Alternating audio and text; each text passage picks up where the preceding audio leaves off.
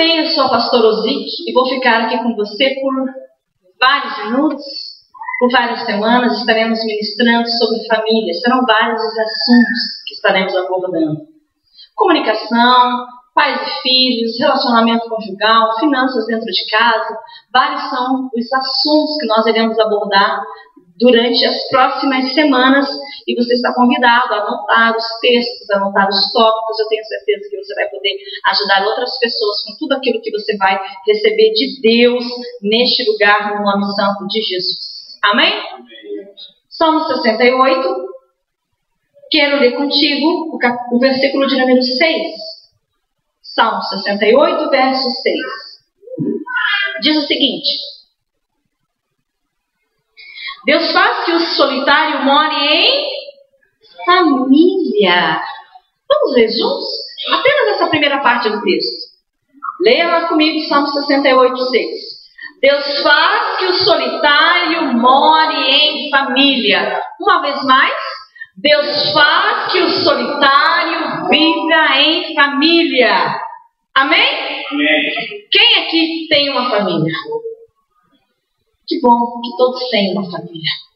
Quem não tem ainda está buscando. Eu quero declarar que um dia você vai encontrar a sua família. Por quê? Porque a Bíblia diz que Deus faz com que o solitário more em família. E como é bom a gente viver em família, estar em família, pensar como família, se unir com outras pessoas para vencer as adversidades que virão ao nosso encontro no decorrer da vida. E a Bíblia é muito sábia quando traz um texto como esse, dizendo que Deus faz com que o solitário more em família. Existe um outro texto do nosso sábio rei Salomão que diz que os bens, a riqueza e a herança, o homem pode até conquistar na força do seu braço, mas que a esposa prudente vem de Senhor. A esposa prudente vem de Senhor. Então eu sempre ministro que a mulher é um presente de Deus para o homem. Amada, você é um presente do Senhor para alguém muito especial. Pode ter certeza, no nome de Jesus. Amém? O que é família? Sabe que vocês podem colaborar comigo com algumas informações? Hoje eu não estou pregando, hoje eu estou ministrando uma palestra, estou abrindo espaço para que você comente. Então a minha pergunta é: o que é família para você? Alguém pode levantar a mão e dizer: pastora, para mim família é isso.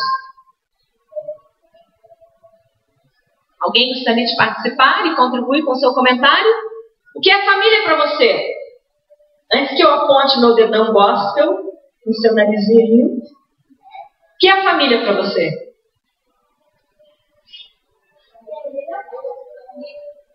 Pessoas unidas, ok. O que mais? Pai e mãe? Muito bem, Vitor. Você está no caminho certo. O que mais? O que é família? União. União. Muito bem. Mais alguém? Paz. Paz. O que mais? Amor? Tudo isso faz parte, né? Esses ingredientes precisam estar presentes no meio da família. Querido, família é o conjunto de pessoas que vivem ali ou que estão ligadas pelo casamento. Então, composto pai, mãe e filhos. A base da família é essa. Amém? E se nós formos olhar para esse texto aqui, que o Senhor diz que Deus faz com que o solitário more em família. Querido, não tem como formar uma família sozinho. Eu cresci, trabalhei, tenho dinheiro agora para comprar o meu apartamento. Vou formar a minha família lá no meu apartamento. É eu, a minha cozinha e meu banheiro. Tem uma família? Não tem. Pode ser um banheiro revestido com porcelanato, daquele de se espelhar no chão, na parede, no teto. Se só tem uma pessoa lá, ainda não tem uma família. Pode ser uma casa, pode ser uma habitação, mas não é um lar, porque ainda não tem uma família. Então, meu amado, esse grupo de pessoas que vivem debaixo do mesmo teto, essas pessoas, elas têm um propósito, elas têm objetivos, e elas estão compartilhando pactos de sangue. O homem compartilha pacto de sangue com a mulher, e eles geram os seus filhos, e os seus filhos serão os seus pactos de sangue para sempre. Para sempre. Isso vai mudar nunca, não vai acabar nunca. Sempre terão os seus filhos que serão os seus laços para sempre. No entanto, hoje, nós sabemos que a família é a base da sociedade. Se a família vive bem na sociedade, nós sabemos que a sociedade também vai viver melhor. Se a família está bem, automaticamente a sociedade também estará melhor. Porém, não é isso que nós temos visto. Nós temos visto, infelizmente, muitas famílias sendo destruídas. Nós temos visto famílias desestruturadas. Nós temos visto famílias com os papéis invertidos, famílias de cabeça para baixo. Vemos famílias completamente ali apagadas, infelizes, abatidas. Muitas vezes porque não conhecem Deus, não atraíram a bênção de Deus, ou porque não souberam mesmo como conduzir a casa, os filhos, o casamento, e acabam sofrendo, e sofrendo muito. E o reflexo desse sofrimento, dentro das casas, dentro dos lares, a gente vê na sociedade. Quando as crianças não conseguem ser ensinadas no caminho aos quais elas devem andar, a gente vê as crianças crescendo, se tornarem adolescentes e se tornarem pessoas que vão dar um certo problema para a sociedade como um todo. E aí a gente vem chegando a algo que a gente chamaria de desamor. O desamor tem estado presente. Nós temos visto a violência nas ruas, nós temos visto os jovens cometerem coisas terríveis, grandes calamidades, nós temos visto tragédias, desgraças, terrores, tudo. E é muito fácil a gente apontar o nosso dedão e dizer: foi aquele camarada que roubou, foi aquele camarada que estrupou, foi ele que destruiu, foi ele que quebrou, foi ele que bateu, foi ele que pichou, foi ele que arroçou. Mas às vezes a gente não para pensar e entender o que levou aquele ser humano, que um dia foi um bebezinho pequenininho, bonitinho, a se tornar uma pessoa má. Certamente, se nós formos investigar, a gente vai descobrir históricos familiares que não foram nada bons, nada agradáveis e fizeram com que aquela pessoa perdesse o amor e fizesse tudo aquilo que fez e que desagradou muita gente e acabou por destruir outras e outras famílias. Quem criou a família? Quem criou a família? Vou perguntar de novo. Quem criou a família? Deus criou a família. Aonde a família foi criada? Já acertaram quem? Agora aonde? Aonde a família foi criada? Jardim do Éden. Será que a resposta de pastora vale? Amém. Vamos para frente. Gênesis capítulo 1, versos 27 e 28.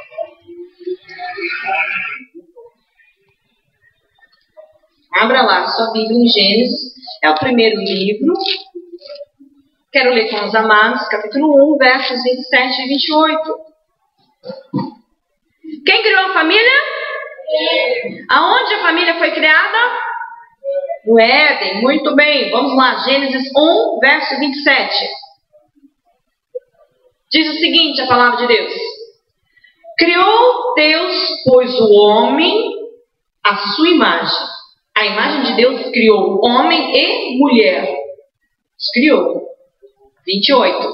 E Deus os abençoou e lhes disse: sede fecundos e multiplicai-vos, enchei a terra e sujeitai-a, dominai sobre os peixes do mar, sobre as aves do céu e sobre todo animal que rasteja pela terra. Aonde então a família foi criada? Aonde? No Éden, no jardim do Éden. Amado, preste atenção. Então você já sabe quem criou a família, ok? Já sabe aonde a família foi criada? Aonde a família foi criada? Jardim do Éden. Quem criou a família? Aonde? Quando? Agora quando? Quando a família foi criada? Quando? Quando Deus fez a mulher. E Deus fez a mulher em qual dia? 1, 2, 3, 4, 5, 6. Fala assim comigo. Sexto dia. No sexto dia. No sexto dia, Deus criou a família. Amado, você já sabe quem? Quem criou a família? Deus. Aonde? No Éden. Quando? No sexto dia da criação. Deus fez o homem, fez a mulher e ordenou que eles fossem fecundos e se multiplicassem. Ou seja, Deus chamou Adão e Eva e falou assim: olha, é o seguinte, tá você aqui, ele tá lá, você tá cá, você vai casar, vocês dois vão ter filhos e vão povoar a terra. Deus criou a família no Éden no sexto dia. Estava tudo muito bonito. Eles estavam no paraíso, as coisas fluíam, estavam bem, perfeito, maravilhoso. E como é bonito a gente pensar uma família feliz vivendo no paraíso. É o sonho de consumo de todos nós. É ou não é? Pega a sua mão e diz assim: eu quero viver feliz com a minha família no paraíso. Vamos de novo? Eu quero viver feliz com a minha família no paraíso. A sua casa pode ser esse paraíso. Sua casa pode ser esse paraíso, meu amado. Pode ser. Mas alguma coisa aconteceu nessa caminhada. Pastor, o que aconteceu? Entrou um pecado. E quando o homem pecou, nós já sabemos da história. Ele foi expulso do paraíso. Ele teve que sair do paraíso. E as consequências vieram, as coisas ruins começaram a acontecer. Adão teve que lavrar a terra e, com o suor do seu rosto, ele teve que trabalhar para poder sustentar a família. Ela, a partir daquele momento, para poder gerar seus filhos, ela teve que sentir dores por causa do pecado, porque no paraíso não tinha isso. No paraíso era paz, alegria, felicidade, tudo de bom. Mas, infelizmente, eles deram uma brecha. Satanás veio e eles caíram no pecado. Toda vez que uma família dá brecha, toda vez que um membro de uma família dá brecha, se distrai, faz coisa errada e peca, vem as consequências e começam os sofrimentos, o amor e a tristeza. Pastora, pode mudar isso? Claro que pode. Sempre há tempo de resolver situações, sempre há tempo de resolver conflitos, sempre há tempo de consertar aquilo que outrora estava errado. Lembra dessa mão assim? Ainda dá tempo. Ainda dá tempo de eu viver em paz com a minha família. E no paraíso do meu lar. Repete, e no paraíso do meu lar. Amém? Muitos de nós culpamos às vezes a Deus, a sociedade, o tio, a avó, o sogro, por causa que as coisas dão errado dentro da família. Mas quem faz as coisas erradas são as pessoas. Você concorda comigo? As pessoas fazem coisas erradas. E aí isso reflete na mãe, reflete no pai, reflete no filho, na esposa ou no esposo, dependendo do que cada um faz. Cada atitude nossa gera uma consequência. E todas as consequências, elas são inevitáveis. Então, tudo aquilo que eu faço, eu preciso saber bem onde estou colocando o pé, porque conforme o passo que eu dou, eu vou ter uma consequência. E essa consequência pode ser um resultado muito bom, ou pode ser um resultado muito ruim, dependendo da forma como eu atuo diante de cada situação. Em Eclesiastes, você só anota esse texto quando você vai ler na sua casa. Em Eclesiastes, capítulo 7, versículo 29, a Bíblia diz assim: Deus fez o homem bom, Deus fez o homem reto, Deus fez o homem certinho, mas o homem inventou moda. Ele buscou coisa errada. Deus criou um projeto lindo para a sua família, mas alguém dentro da sua casa inventou moda e destruiu o projeto lindo de Deus. E agora você entra como um agente restaurador neste lugar. Porque você está recebendo base sólida na palavra para poder viver em paz, em harmonia com a sua família. Aonde foi que a família foi criada? No Éden. Então o lugar da família era onde? No Éden. A família foi criada no jardim do Éden para viver no paraíso. Mas alguma coisa aconteceu e essa família precisou sair do paraíso. Agora eu pergunto para você: pode um peixinho viver fora da água? Pode um gatinho sair nadando? E como pode uma família conseguir viver fora do paraíso? família foi criada para viver no paraíso. Mas algo aconteceu e a família teve que sair do paraíso. Então, meu amado, nós precisamos entender a primeira coisa, que nós já estamos nadando contra a maré para poder viver em paz e feliz com a nossa família. É por isso que nós não podemos desistir e recuar jamais. E cada vez mais nos esforçarmos para podermos viver em paz com a nossa família. Porque se algo está errado, eu preciso consertar. Se algo foi feito, projetado para determinado uso, se eu uso de forma diferente, vai dar problema. Sim ou não? Uma geladeira, por exemplo. A geladeira foi criada para consumir alimentos quentes ou frios.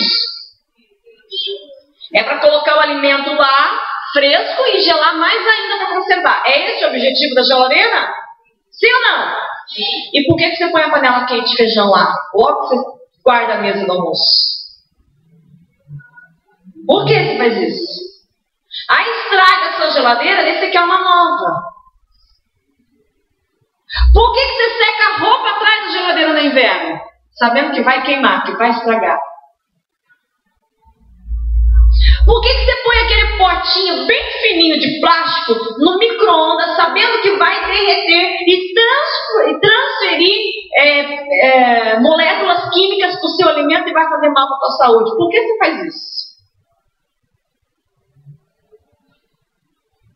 Por que tem gente que fica dando ferro em carro mil? Segurando. Queridos, nós precisamos... Teve gente que deu risada na hora que eu falei isso. Eu não sei se Jeová já está falando. Eu não sei. Amados, nós precisamos usar as coisas certas com objetivos específicos. Se eu uso um ferro de passar roupa para secar uma toalha molhada, eu estou fazendo o uso incorreto do meu produto. E certamente eu vou ter problema. Se eu faço o mau uso da família, eu vou ter problemas. A família, ela já está fora do paraíso.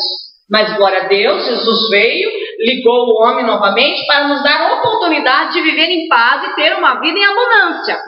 Infelizmente, muitos ainda não têm Jesus Cristo dentro do seu barco, dentro da sua casa, para ajudar a tomar as decisões e poder viver em paz com a sua família. E ainda alguns que têm, parece que não têm ainda as informações as quais necessita para que possa de fato viver em paz com a sua família. Queridos, o pecado fez com que a família saísse do contexto original. Repete essa frase comigo, essa frase é importante.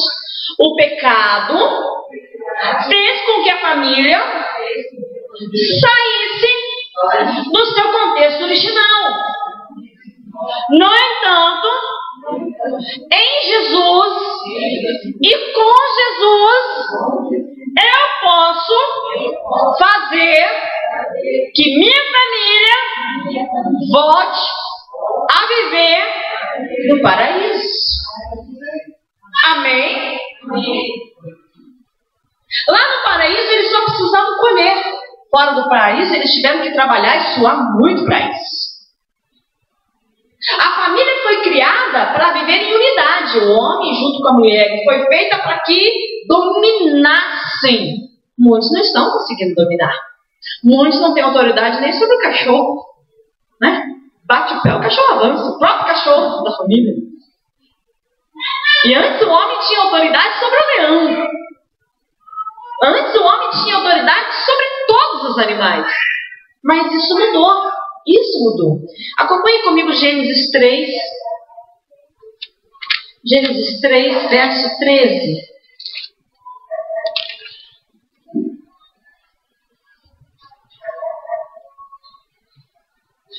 Diz assim: disse o Senhor Deus à mulher: que é isto que fizeste? E respondeu a mulher: a serpente me enganou e eu comi.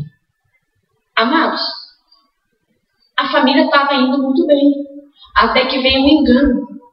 Muitas famílias até vão caminhando bem por um determinado período. Mas de repente vem um engano. Ou um engano por parte dele, ou um engano por parte dela, ou um engano por parte dos filhos, ou um engano por parte da sogra. Que Deus abençoe todas as sogras do mundo e cada vez mais elas sejam sábias e amáveis. Ou veio um engano por parte do sogro, do genro, da norinha. Alguém levantou uma situação e a família começa a ter problemas. Por causa do quê? Do pecado. Incompreensão é pecado, calúnia é pecado, fofoca é pecado, mexerico é pecado, ficar mexendo nas coisas dos outros, ficar toda hora na casa dos outros. Amado, tudo isso é pecado. Então, lá no paraíso aconteceu isso e eles perderam a paz. Nas famílias, hoje, muitas vezes acontecem coisas muito semelhantes e as pessoas perdem o quê? Perdem a paz. Perdem a paz. Eu vou pedir para que alguém ligue o retroprojetor ali, tem uma tela ali que eu quero mostrar.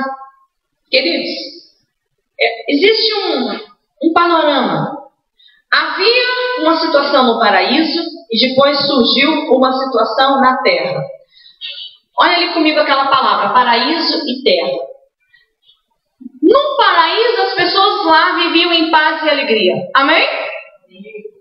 Representando ali Adão, teve que sair da terra. O que aconteceu com Adão? Cansaço e estresse. Esses dias eu ouvi um pastor latino-americano falando, e no espanhol o X ele tem som de X, né? Aliás, o nome da letra é X. Daí ele disse assim, tem gente que não está no X3, tem gente que está no X4, 5, 7, 6, está chegando no 10, nível 10, já no X3, 10. De tão grande que é o nível de cansaço e de estresse. No paraíso não tinha sofrimento. Não tinha sofrimento no paraíso.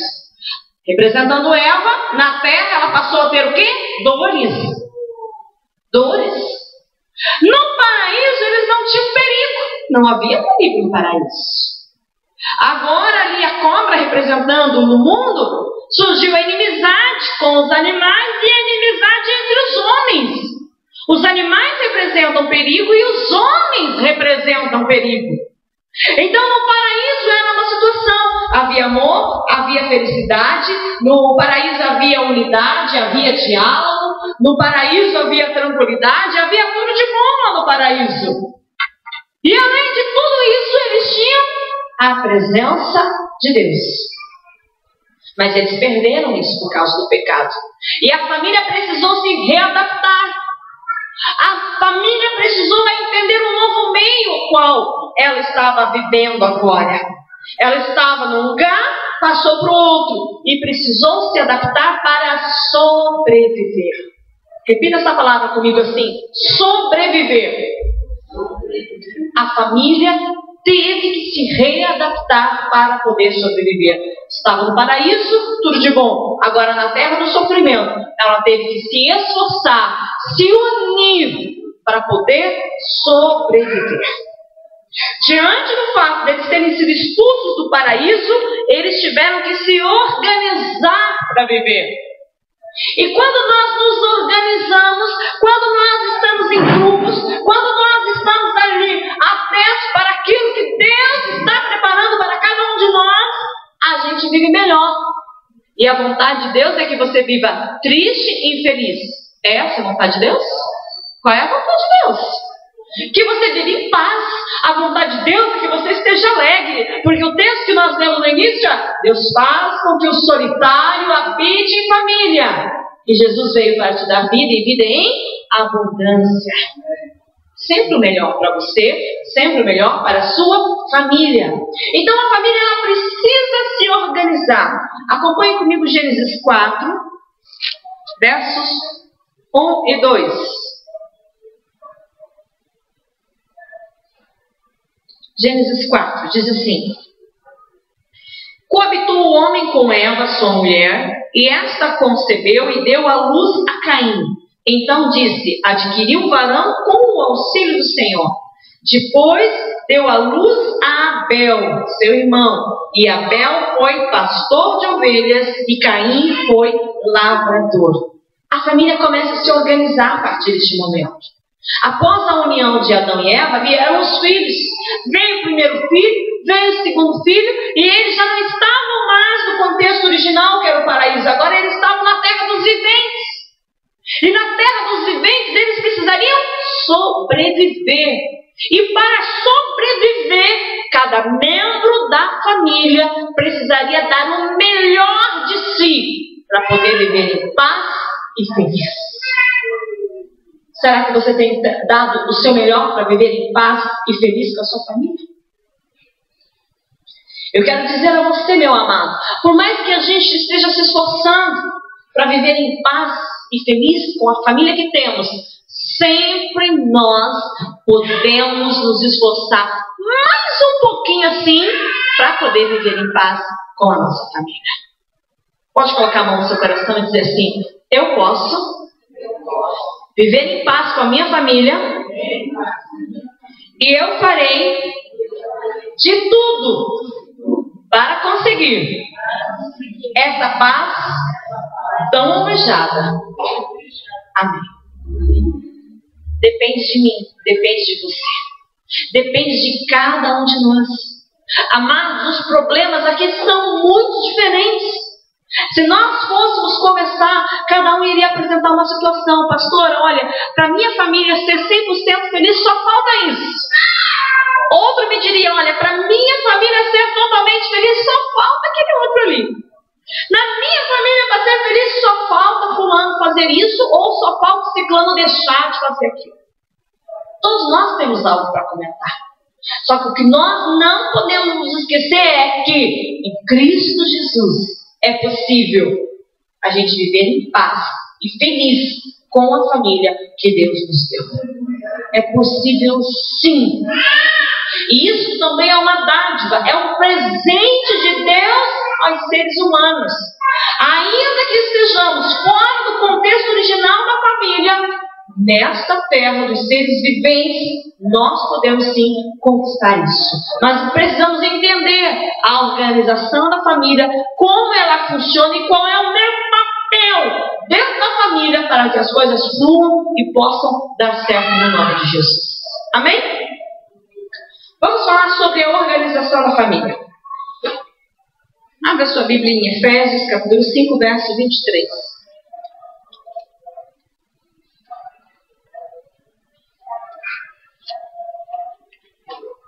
Novo Testamento.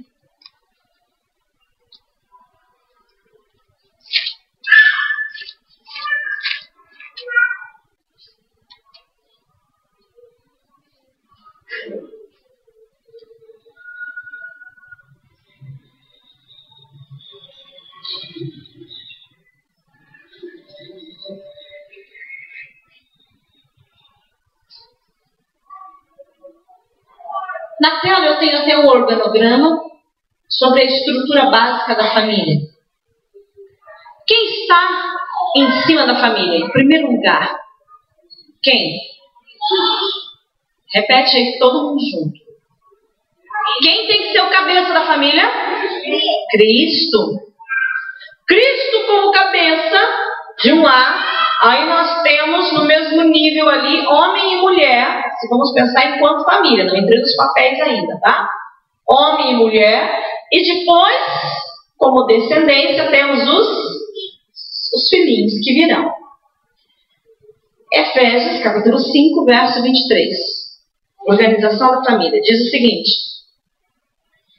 porque o marido é o cabeça da mulher, como também Cristo é o cabeça da igreja, sendo este mesmo o Salvador do corpo. Como, porém, a igreja está sujeita a Cristo, também as mulheres estejam em tudo submissas aos seus maridos. E os maridos, amai a vossa mulher, como também Cristo amou a igreja e a si mesmo se entregou por ela, para que a santificasse, tendo-a purificado por meio da lavagem de água pela palavra. Olha que interessante, olha as comparações que Deus faz.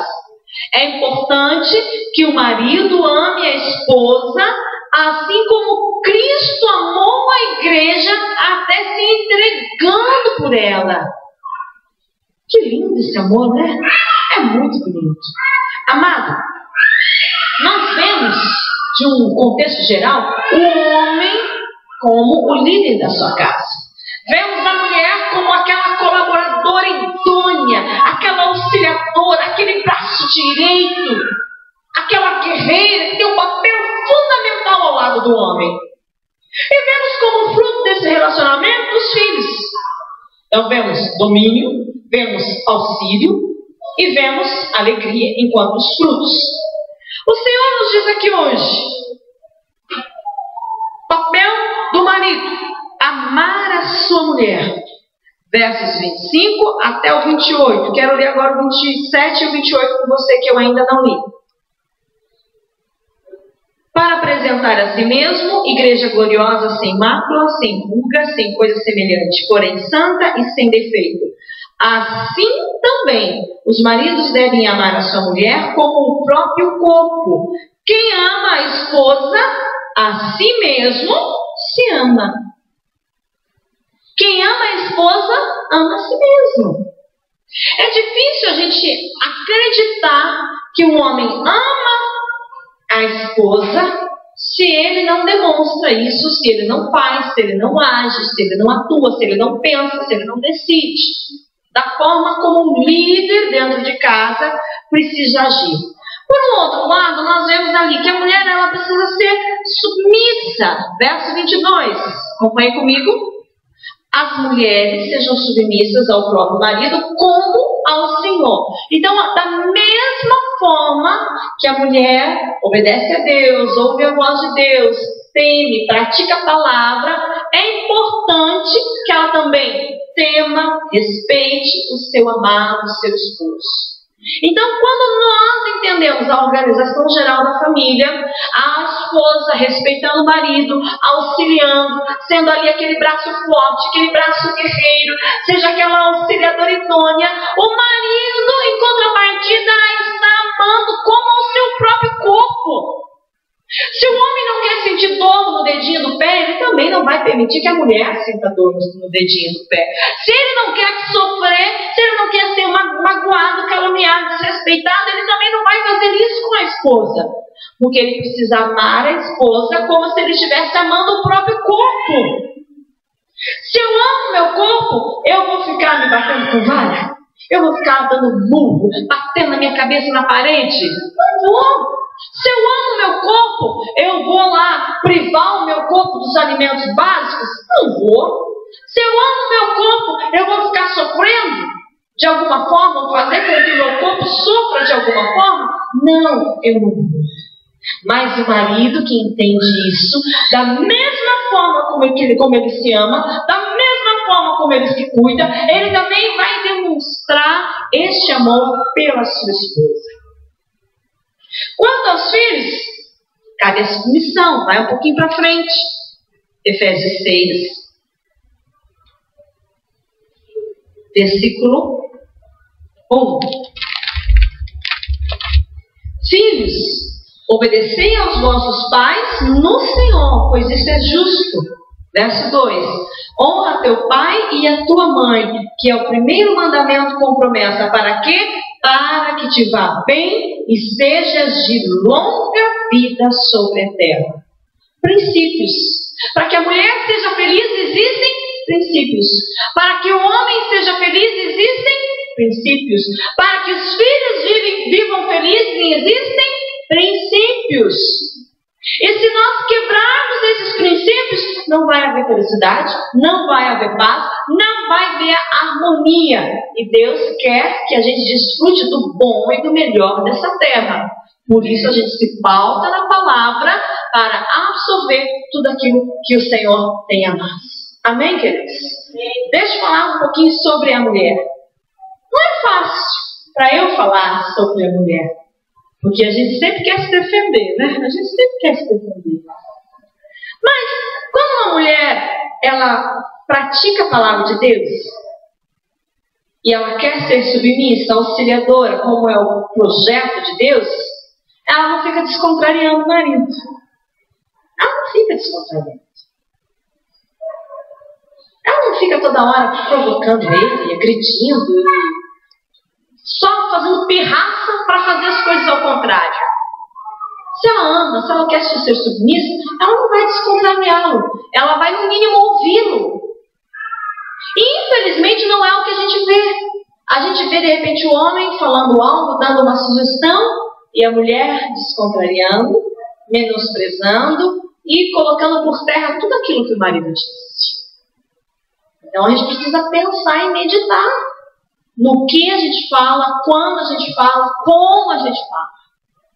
Se uma mulher ela é submissa, se uma mulher decide temer a palavra, ela não vai ficar agredindo com palavras.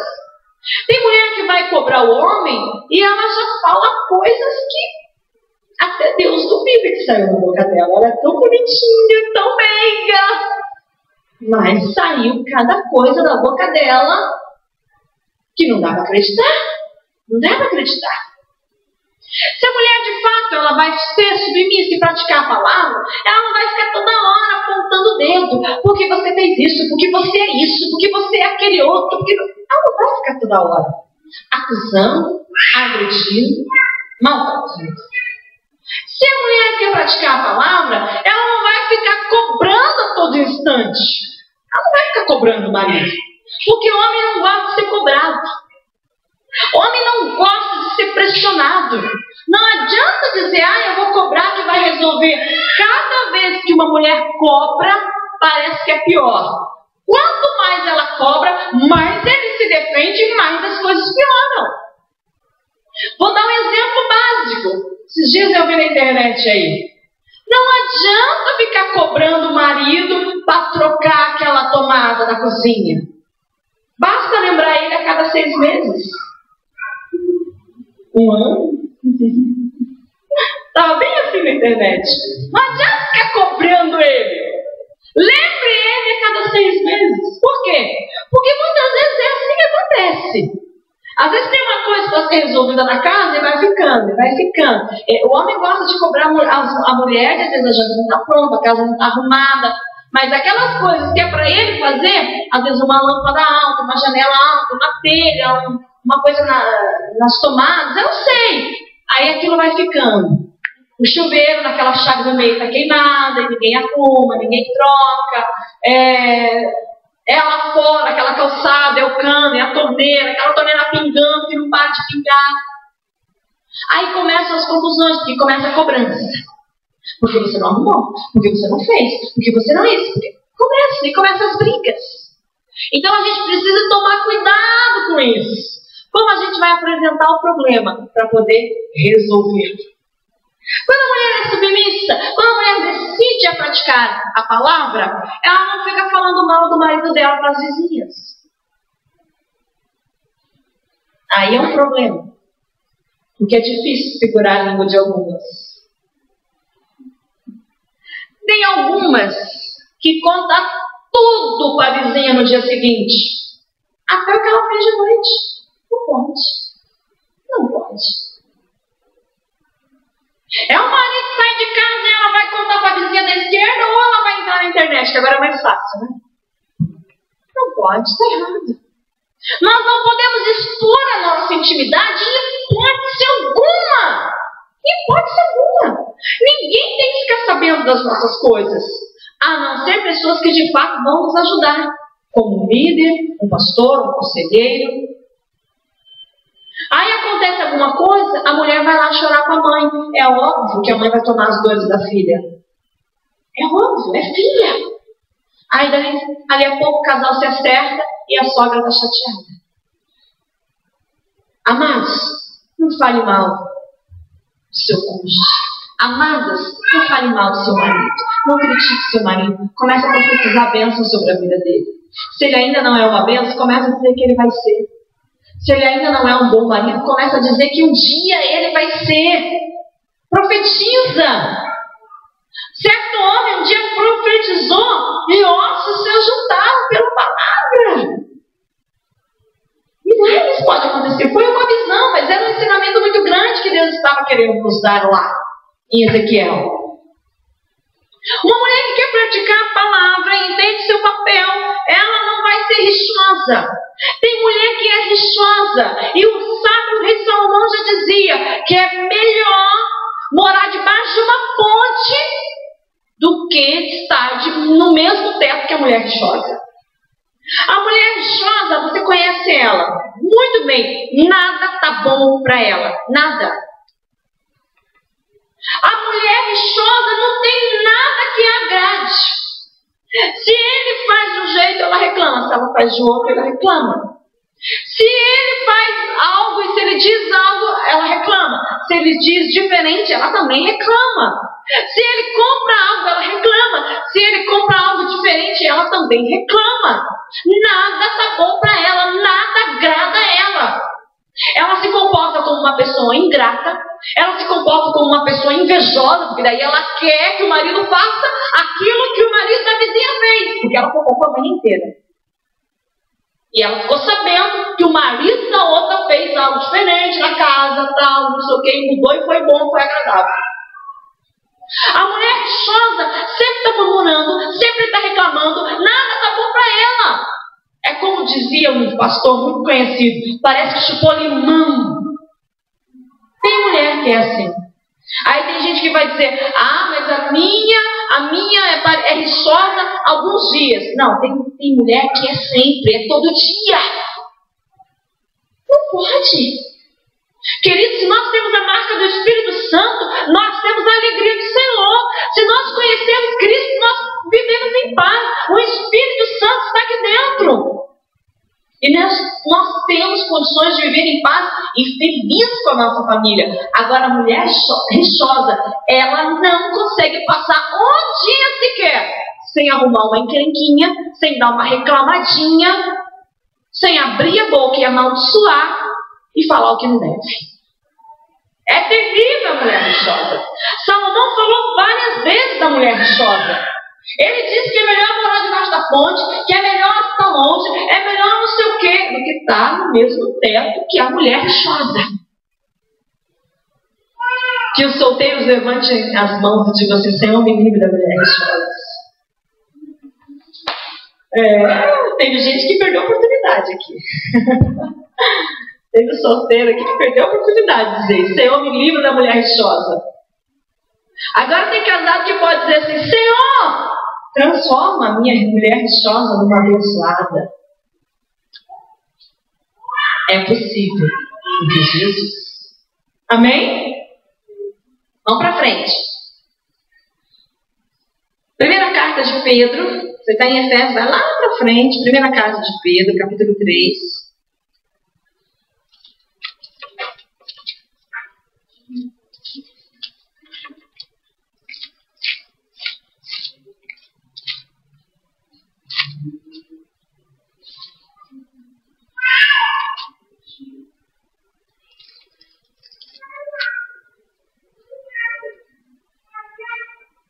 Versos 1 e 2.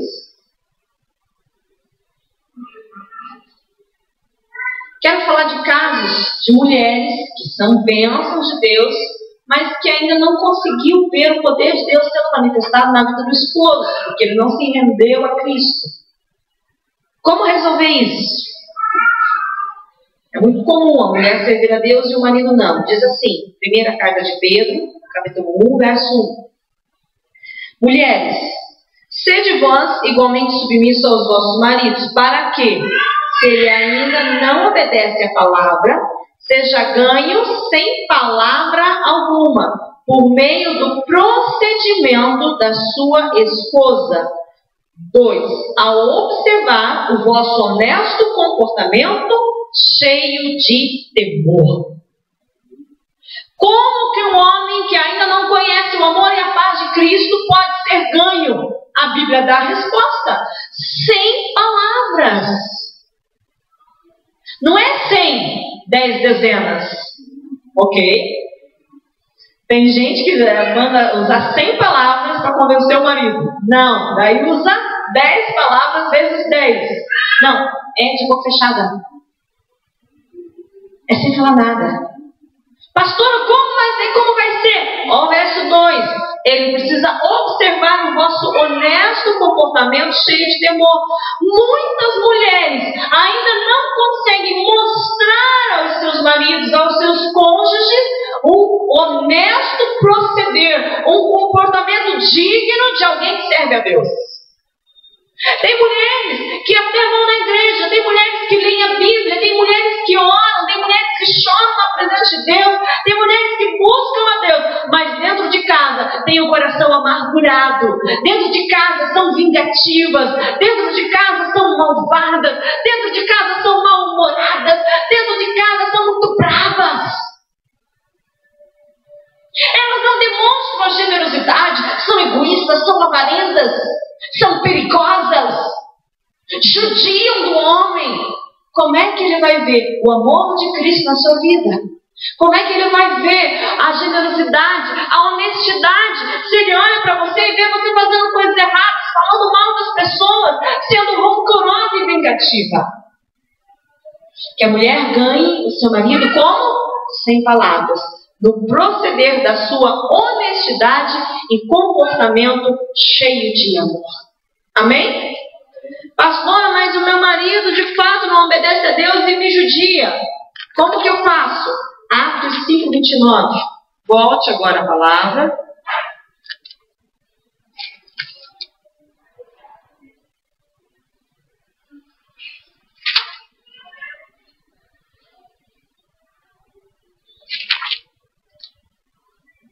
Atos 5, verso 29.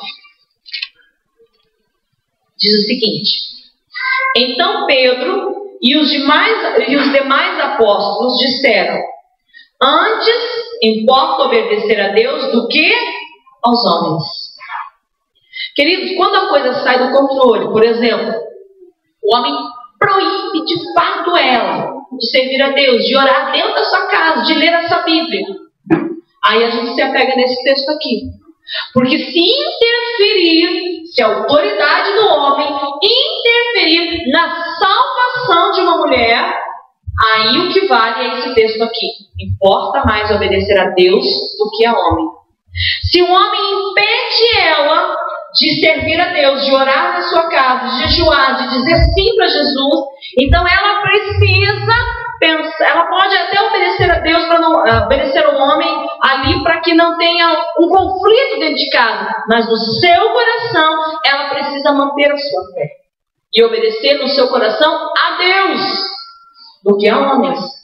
Tem mulheres que dizem assim: meu marido não serve a Deus, então eu vou lá na religião dele, vou lá fazer uma cumbinha, vou lá acender vela, vou lá sentar numa mesa lá e não sei o que, vou ler a sorte e tal, vou construir um ídolo para mim, e acaba se distanciando de Deus, porque eu tenho que obedecer ao meu marido. Não, nesse sentido não. Se interferir na sua salvação, aí importa você obedecer a Deus do que a homens. Fora disso, sejam submissas, amem os seus maridos e demonstrem testemunho de quem está cheio de amor no nome de Jesus. Amém? Por que, pastora? Porque a salvação é individual. Vai um pouquinho para frente. Primeira carta aos Coríntios, capítulo 7.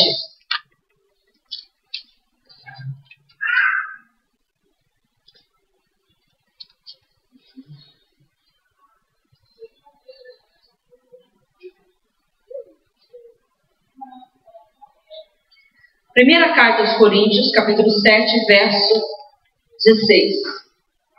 Diz o seguinte: pois como sabes, ó mulher, que se salvarás o teu marido? Ou como sabes, ó marido, que se salvarás a tua mulher?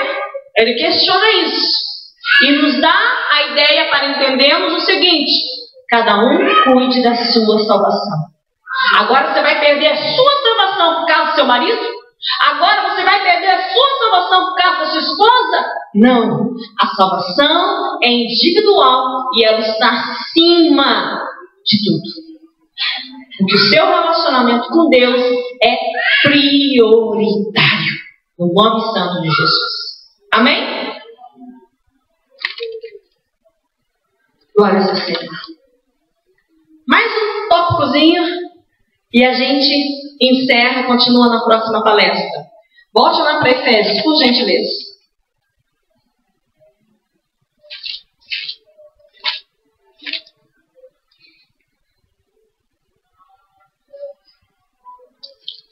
Efésios capítulo 5.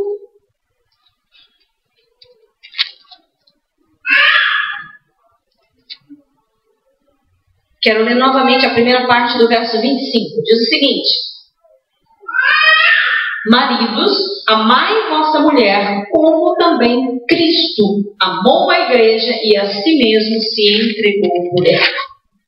Entendendo a organização da família, eu já descobri que a mulher não precisa fazer a parte dela para que a família viva em paz. Mas e o homem? Tem papel também nessa história? Com certeza. A Bíblia diz que o marido precisa amar a sua mulher da mesma forma que Cristo amou a igreja e se entregou por ela. O amor de Cristo pela igreja foi tão grande que ele deu a própria vida. Então, eu entendo que o amor do marido pela mulher também precisa ser tão grande a ponto de ele entregar a vida por ela, se necessário for. E o marido que ama, ele não agride a esposa, nem com palavras e nem com as mãos. Amém? O marido que ama não agride a esposa nem com palavras, nem com as mãos. Um marido que ama, ele se preocupa com a sua esposa. Ele pergunta se ela está bem. Ele pergunta como foi o dia dela. Ele se preocupa com ela. Porque muitas vezes, amados, a mulher é muito mais forte do que o homem. Todo mundo sabe aqui. Se o homem pegar uma gripe, ele vai cair na cama. Ele vai cair na cama. Se a mulher pegar uma gripe, ela pode até cair na cama, mas ela levanta para fazer o almoço. Ela vai lavar a louça. Ela passa a roupa no final da tarde. Ela faz o lanchinho das crianças e ainda faz a marmita dele no dia seguinte. Então, meu amado, o homem que ama, ele se preocupa. Ele quer saber como ela está, porque às vezes a mulher está morrendo de dor de cabeça e ela está lá quieta, calada. Às vezes a mulher está mal, está cansada, está com o corpo dolorido, algumas sofrem com cólicas e ela está lá, firme. Tem umas que são lixosas e murmuram toda hora, mas a maioria é valente. Não fica reclamando: ai, tá me dando a cabeça, ai, tá me dando as calças, ai, tá me dando o pé, ai. E às vezes o homem não sabe o que ela está sentindo, porque ela se mantém valente.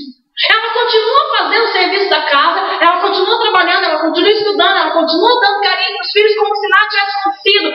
Por isso, às vezes, os homens se distraem. Eles acham que todas as mulheres são como uma mulher maravilha, que nunca tem problema nenhum e tem superpoderes. É importante você, homem, perguntar com todas as letras: querida, você está bem? Está tudo bem contigo? Como foi seu dia? Amém? O marido que ama, se necessário for, ele dá vida por ela. Então ele vai proteger. A nossa palavra aí falando. O marido que ama protege a sua esposa. O marido que ama sustenta a sua esposa. O marido que ama respeita a sua esposa. E nós vamos falar sobre respeito nas próximas palestras, porque as pessoas têm um conceito bem errado de respeito. Eles tratam daquele jeito, daquela grosseria, e acham que estão respeitando.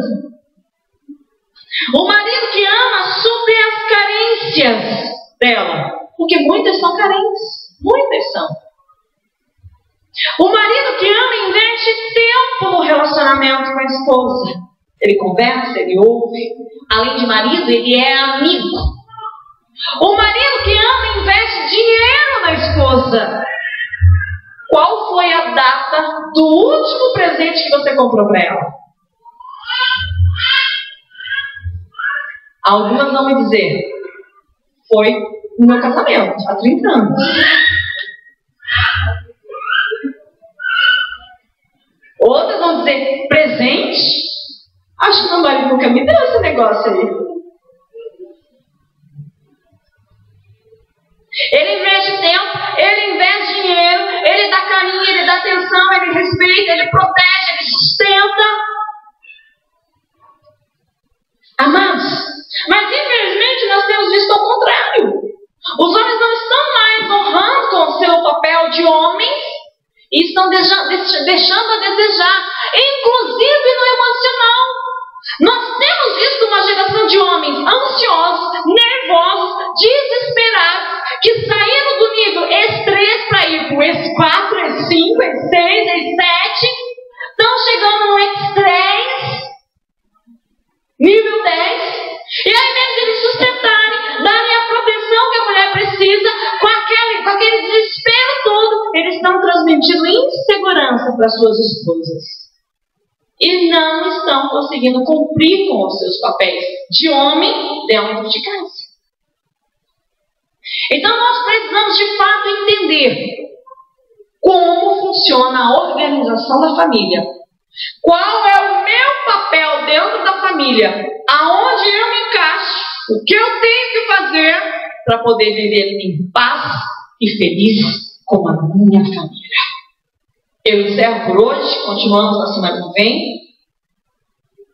E eu tenho certeza que durante essas palestras a gente vai aprender bastante, vai crescer e o nome de Deus vai ser glorificado.